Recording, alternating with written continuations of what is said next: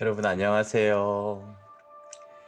우리 미사를 2년째 듣고 계신 우리 꽃대 2학년 또 그 밖에 학년 친구들 이번 한 주도 벌써 수요일에 접어들었네요.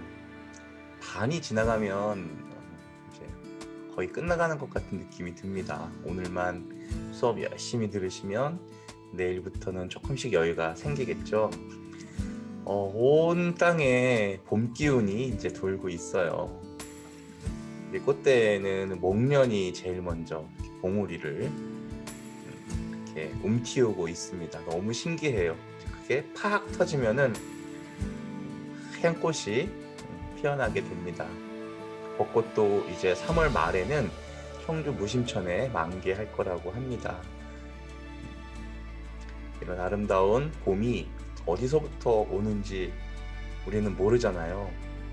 어떻게 이 사계절이 다시 돌아오는지 지구과학 시간에 배울 수는 있어도 우리가 오늘 아침에 느끼는 봄, 또 내일 아침에 느끼는 봄이 다르다라는 것은 우리가 무언가 과학적으로 알아내기 힘든 어떠한 큰 뭔가 힘 같은 게 있는 것 같아요. 여러분들과 함께하는 이 미사 시간에 그런 우리가 눈으로 볼 수 있는 현상계 안에 있는 것들, 그것 말고도 눈에 보이지 않는 이러한 소중한 것들, 우리가 특별히 잊고 있었던 중요한 가치들을 다시 한번 생각해 볼 수 있으면 참 좋겠습니다. 그때 예수님께서 니코데모에게 말씀하셨다. 모세가 광야에서 뱀을 들어올린 것처럼 사람의 아들도 들어올려져야 한다. 믿는 사람은 누구나 사람의 아들 안에서 영원한 생명을 얻게 하려는 것이다. 하느님께서는 세상을 너무나 사랑하신 나머지 외아들을 내주시어 그를 믿는 사람은 누구나 멸망하지 않고 영원한 생명을 얻게 하셨다. 하느님께서 아들을 세상에 보내신 것은 세상을 심판하시려는 것이 아니라 세상이 아들을 통하여 구원을 받게 하시려는 것이다. 주님의 말씀입니다. 세상에는 굉장히 많은 문제들이 있어요. 이 문제들은 우리를 늘 힘들고 어렵게 만드는 것들인데요. 경제적인 문제, 우리 제일 크잖아요.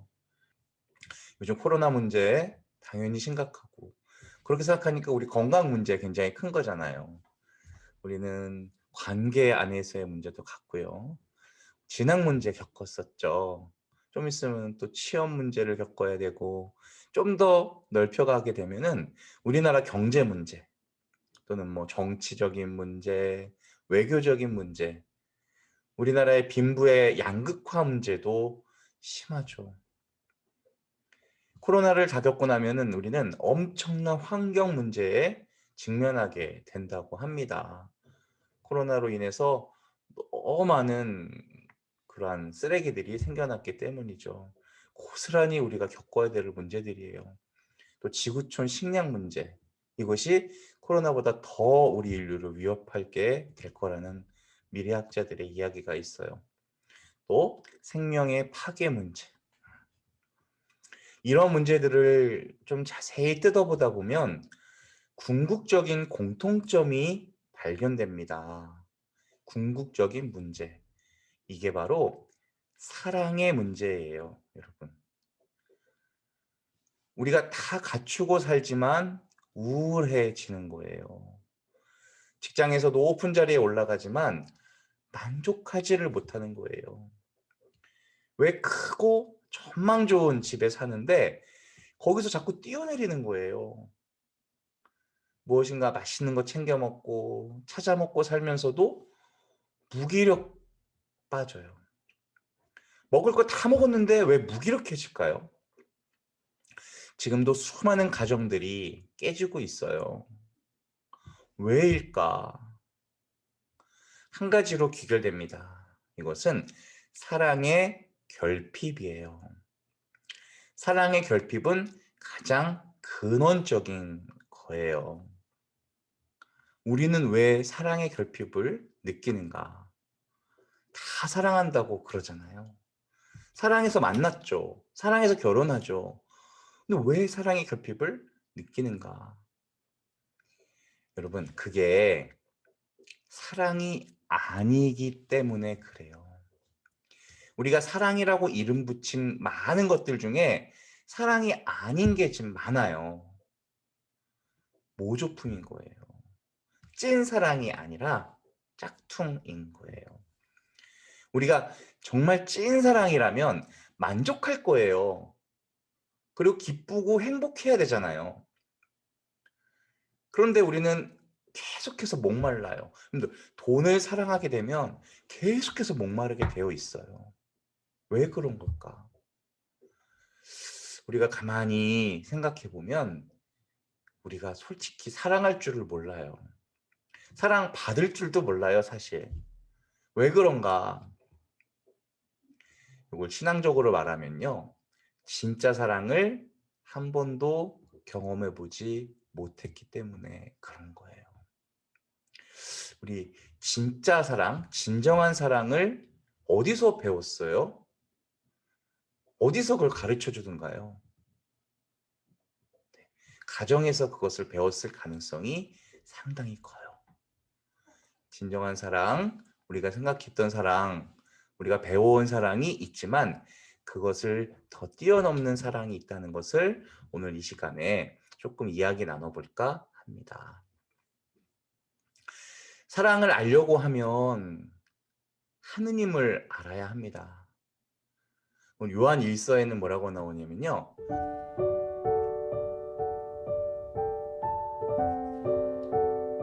하느님은 사랑이십니다.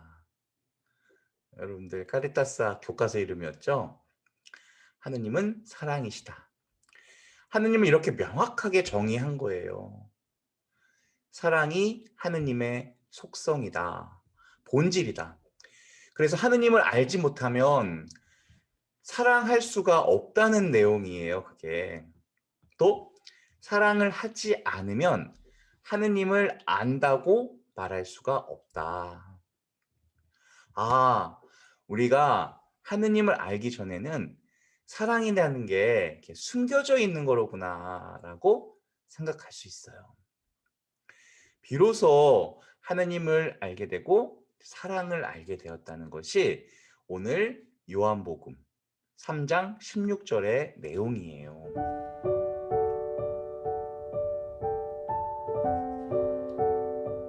이번 사순제 4주일 요한복음 3장 16절은 성경 전체가 말하는 핵심을 단 한 문장, 단 한 구절로 담고 있어요. 그래서 어떤 성경학자는 성경이 전부 갑자기 불타 없어진다 하더라도 이 한 구절만 남아 있으면 하느님을 알 수 있다라고 말해요. 이 짧은 구절 안에는 우리가 다 알아내기에는 너무 엄청난 메시지가 담겨 있다는 거예요. 먼저 하느님이 어떤 분이신지, 또 하느님이 세상을 어떻게 사랑하셨는지, 그래서 우리에게 어떤 일이 일어났던 건지 그런 내용을 담고 있어요. 그래서 오늘 저는 하느님이 보여주신 사랑에 포커스를 맞춰서 요 16장 문장의 첫 구절 앞부분을 묵상했습니다. 그것을 여러분들과 나누는 시간이 되었으면 해요. 하느님의 사랑은 어떤 것인가? 먼저 주는 사랑이라고 되어 있어요. 요 16절 앞부분에는 두 개의 동사가 나와요. 세상을 너무나 사랑하신 나머지. 먼저 사랑하다 동사죠. 이것을 히라보 아가파오 동사라고 해요. 사랑에도 종류가 엄청나게 많은데 그중에 아가페적 사랑의 동사형 아가파오. 그 다음 외아들을 내주시어. 주다 동사예요. 주다 동사. 하느님의 사랑은 외아들을 주심으로써 구체화되는 것이다. 그래서 사랑은 늘 동사형이다라는 우리 그런 말 쓰잖아요. 사랑은 되게 추상적인 내용 같지만 여러분들 상당히 구체적인 단어입니다. 우리가 지식으로도 사랑을 알 수는 있어요. 근데 그건 철학적이고 관념적인 사랑을 말하는 거죠. 우리가 사랑에 대한 책을 100권, 1000권을 읽는다고 해서 사랑을 직접 경험해 본 것과 같겠어요? 다르잖아요. 머리로 할 수 있는 게 아니에요. 하느님의 사랑은 주는 사랑입니다. 이게 세상 사랑과는 다른 점이에요. 세상도 사랑을 하죠. 근데 세상 사랑의 특징은 give and take예요. 이 공식이 적용되지 않는 사랑은 없어요. 전부 다 주고 받고예요. 주고 받고 주고 받고. 여기서 주었는데 받는데 문제가 생기면 이제부터 사랑이 깨지는 거예요. 이걸 반대로 말하면 받기 위해서 주는 거다. 좀 극단적인가요? 우리가 받기 위해서 주는 걸 뇌물이라고 하잖아요. 뇌물의 반대는 선물이죠. 선물이라는 것은 내가 받기 위해서 주는 건 아닌 거여야 돼요, 원래는. 근데 우리가 그렇게 늘 살아가진 못하죠. 기대하고 있어요. 우리가 뭔가를 기대하고서 주는 거, 이거는 받기 위해 주는 것과 똑같은 거예요, 사실은. 처음에는 굉장히 고상하게, 숭고하게 출발할 수 있어요. 근데 문제는 우리 내면이 이기적인 데에 있어요. 우리는 이기적인 존재다. 내가 사랑을 베풀어도 늘 계산을 하고 있는 거예요. 왜 상처를 입죠? 나는 한다고 했는데 상대로부터 돌아오는 게 없을 때, 그보다는 내가 기대한 만큼 돌아오지 않을 때, 그때 무슨 생각이 드냐면요. 얘 사랑을 몰라주지? 내가 얼마나 너를 위해서 희생했는데. 자녀는 부모에게 상처를 입고 부모도 자식에게 실망을 하는 거예요. 우리 남편이 아내에게, 아내는 남편에게, 우리 친구끼리도 실망하고 상처를 입는 거예요. 각자의 계산이, 각자의 기대가 다 다르거든요. 세상 사람들 아무리 만나봐도요, 상처가 없는 사람 별로 못 만나봤어요. 그쵸? 왜 그럴까? 제가 이 미사 시간에 굉장히 많이 말씀드린 5글자가 있어요. 자기 중심성. 자기 중심성 때문에 그래요. 다 자기 중심으로 해석하거든요. 나는 이만큼 줬다고 생각했는데 상대는 요만큼 받았다고 생각한 거예요. 이거 어떡하겠어요, 이거를. 그러면 이게 처음에는 순수하게 시작할 수는 있어요. 근데 계속되면은 이게 순수함이 사라질 수밖에 없어요. 우리가 처음에는 멋지게 봉사를 시작해도 여기에 슬슬 이기심이 끼어들게 되면 나한테 유익한 것을 찾게 됩니다. 이것이 이기적인 사랑의 특징이에요. 우리는 사랑할 때 어느 정도의 수준을 정해놓는 걸 좋아해요. 내가 여기까지, 한계치. 우리 노인정에 계신 할아버지 할머니들께 설문조사를 했어요. 자식이 여러분 어르신들께 어느 자식이 제일 좋은가? 제가 보기를 잘 모르겠는데 압도적으로 많이 나온 답은요. 용돈 많이 주는 자식이었어요. 부모의 사랑에도 한계가 존재하는 거예요. 하지만 하느님이 우리에게 보여주시는 사랑은 전혀 다른 거예요. 완전히 다른 거. 이것은 give and take가 아니라 갱 주는 사랑, 갱 퍼주는 사랑이에요. 히라버에는 주다 동사가 되게 많아요. 히라버는 동사가 다양한 언어예요. 우리나라는 형용사가 다양하잖아요. 오늘 사용하신 동사는 에도켄이라는 동사예요. 에도켄. 이거는 주다 중에서 어떤 느낌이냐면요.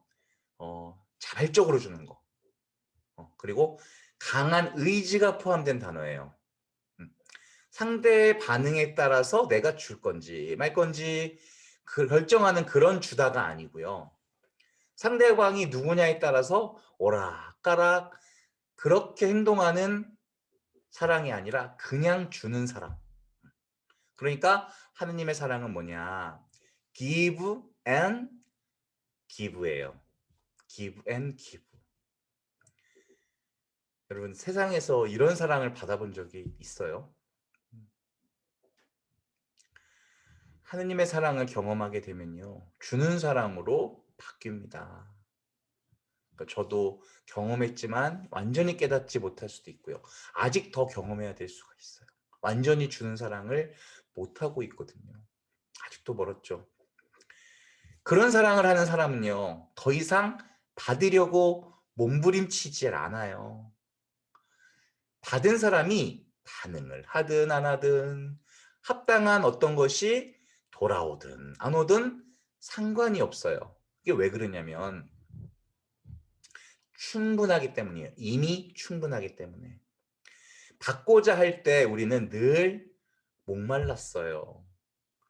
결핍과 갈증에서부터 벗어날 길이 없었어요. 계속 상처받고요. 그죠? 근데 하느님의 사랑을 깊이 경험하게 되면 특징이 있어요.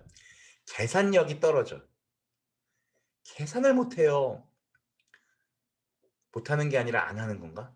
하여간 하느님께 받은 게 너무 많기 때문에 이제 주는 거에만 집중을 하는 거예요. 요한 1서 4장 19절에는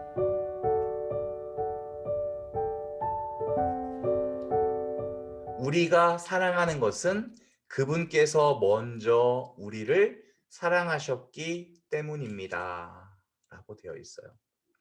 우리가 하느님을 사랑한 게 아니라 하느님이 먼저 우리를 사랑하셔서 우리도 사랑하는 거다. 우리 사랑 이전에 하느님 사랑이 먼저 있었다는 거. 우리는 사랑을 한다고 하지만 사실 이게 까다로워요. 사랑의 대상을 고릅니다. 내가 사랑할 만한 사람인가? 근데 이 사람은 이래서 안 될 것 같고 저 사람은 저래서 안 될 것 같아요.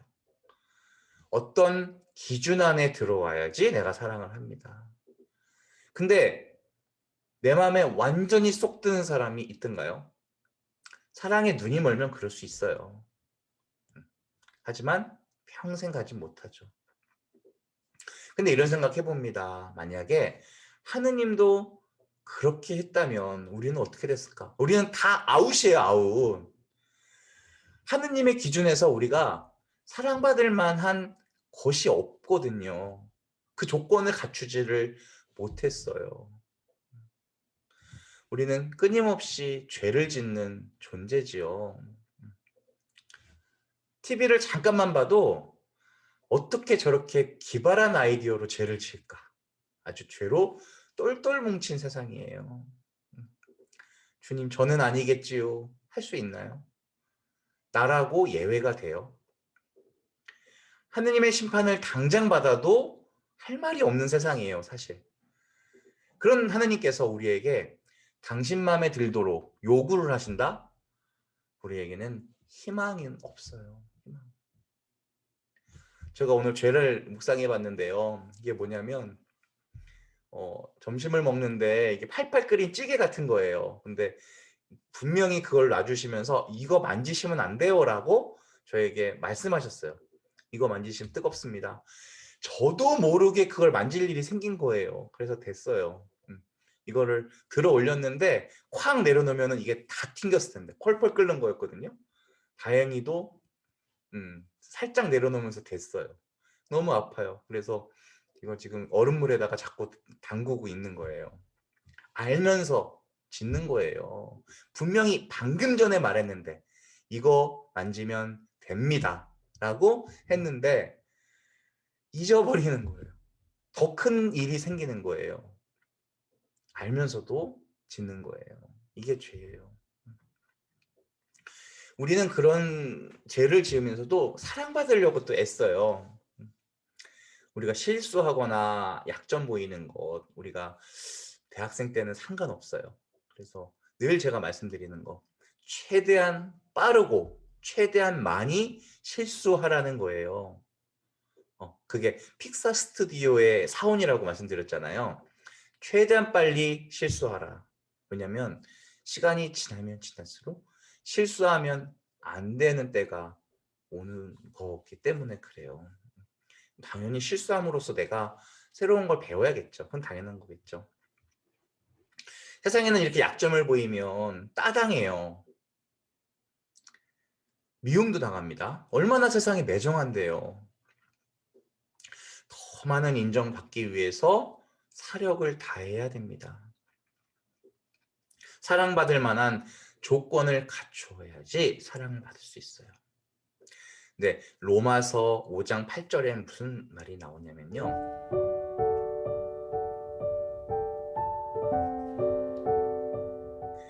그런데 우리가 아직 죄인이었을 때 그리스도께서 우리를 위해 돌아가심으로써 하느님께서는 우리에 대한 당신 사랑을 증명해 주셨습니다.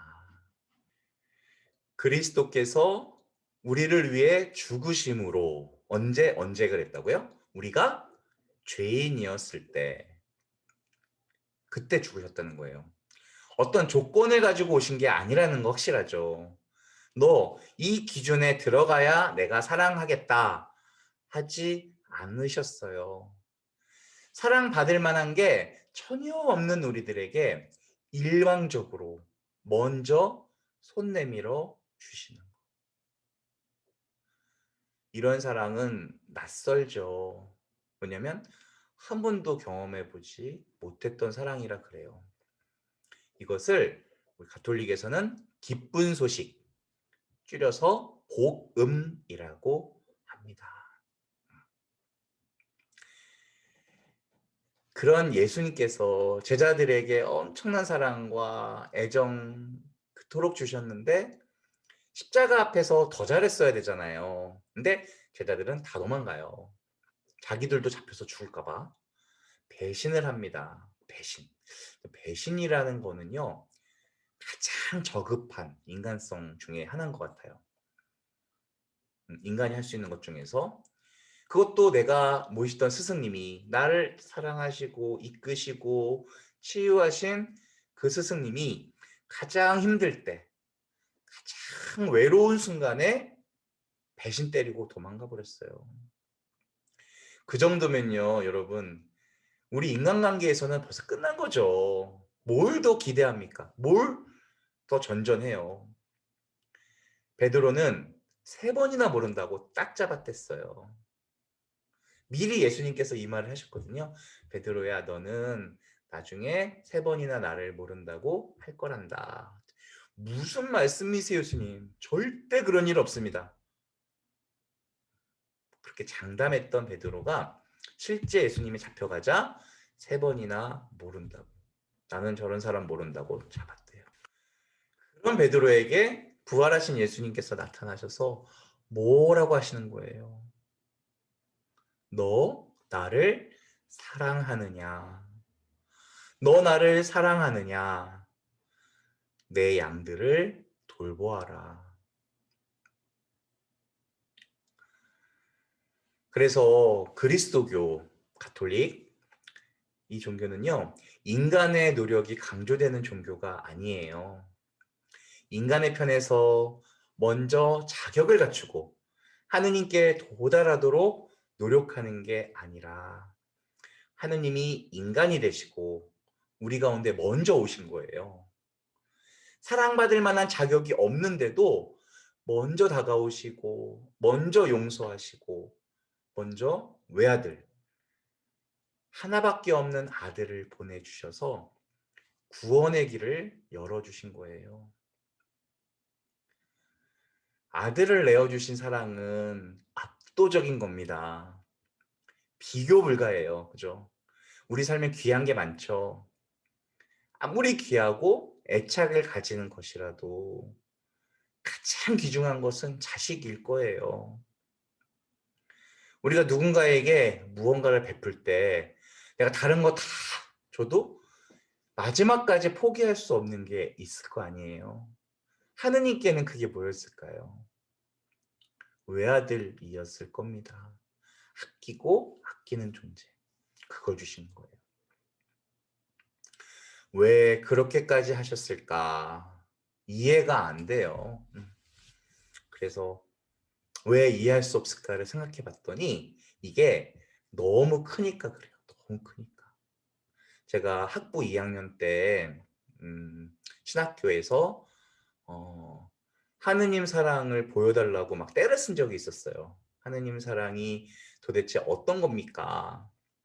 눈으로 보여달라고 막 했을 때가 있었어요. 근데 그날은 일요일이었고 등산을 했어요. 혼자. 뒷산이 굉장히 높아요.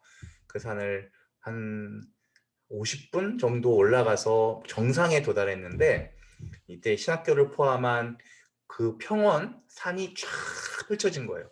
그때 저는 순간적으로 느꼈어요. 정상에 오르자마자 하느님 사랑이 뭐냐고 보여달라고 떼를 썼는데 이 눈앞에 있는 게 다 하느님 사랑이었던 거예요. 다. 세상 모든 게 다. 이거를 머리로 안 게 아니라 느낌으로 알았어요. 이렇게 하면 손바닥이 안 보이잖아요, 여러분. 아, 이게 다였기 때문에 내가 못 봤던 거구나. 너무 크면 느끼질 못해요. 부모님 사랑이 너무 크니까 어릴 때는 잘 몰라요. 철이 들면 조금 알아요. 아주 알면 그분이 안 계세요. 부모 자식 관계가 원래 이런 거예요. 그렇죠? 왜? 사랑이 너무 크니까. 세상에서 우리가 누리는 것들 중에서 너무 커서 인식을 잘 못하는 게 많아요. 여러분들 공기 인식 못해요. 너무 커서. 물, 햇빛. 햇빛이 존재한다는 거 인식을 못해요. 매일 먹고 사는 쌀. 없으면 한순간도 못 사는 것들인데 느끼지를 못해요. 물이 얼마나 귀중한 건지 우리는 이렇게 좋은 나라에서 수돗물 팡팡 나오니까 모르잖아요. 해외 봉사 가보시면 금방 알아요. 물 한 방울이 얼마나 귀중했던 건지. 우리는 흙수저로 태어났다고 불행하다고 말합니다. 근데 제가 생각하는 불행은요, 진짜 사랑을 한 번도 느껴보지 못한 거. 그게 불행이에요. 하나님 사랑이 무엇인지 모르고 살아왔기 때문에 고통이에요. 하나님 사랑은 충분하거든요. 충만합니다. 사람들로부터 받아보지 못한 사랑에 안타까워하지 마시고 찐 사랑, 충분한 사랑, 완전한 사랑, 그 사랑을 여러분들이 다 같이 한번 느껴보셨으면 좋겠어요. 조금 어려운 일일 수 있지만 여러분들께 꼭 한번 그 사랑을 느껴보시길 추천드립니다. 그 방법은 저희 꽃동네대학교 교목처에서 얼마든지 도와드릴 수 있으니까 카톡 주세요. 아무도 안 줄 거 알지만 그래도 말씀드립니다. 방법을 알려드리겠습니다. 진짜 행복한 게 무엇인지. 여러분들 3주차 미사 수업 함께 해주셔서 고맙고요. 좀 짧게 시간이 끝나겠지만 오늘은 수업은 여기까지만 하도록 하겠습니다. 다음 시간에 만나겠습니다. 안녕.